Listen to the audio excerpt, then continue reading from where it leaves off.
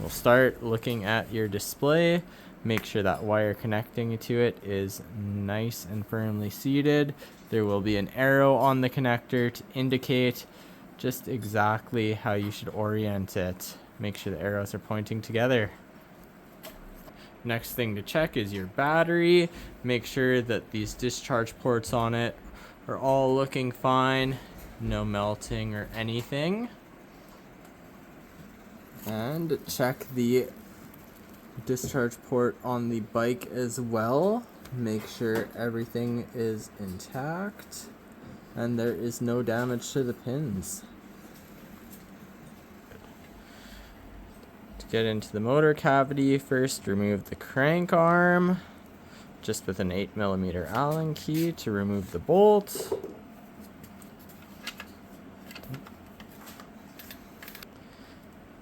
Then use a crank arm puller to remove the crank arm.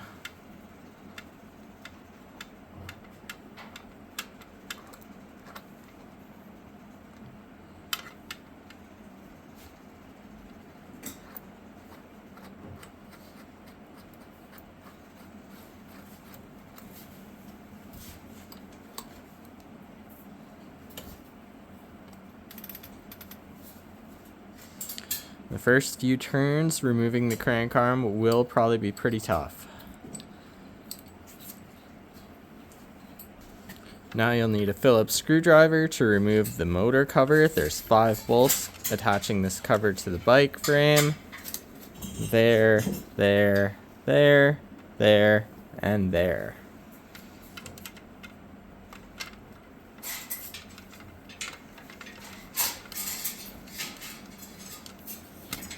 Now we can access the motor connections. Go. So we'll pull out the wires and just check that all of our connections are good. This is our dualizer. That's where all of our batteries go into to give power to the motor.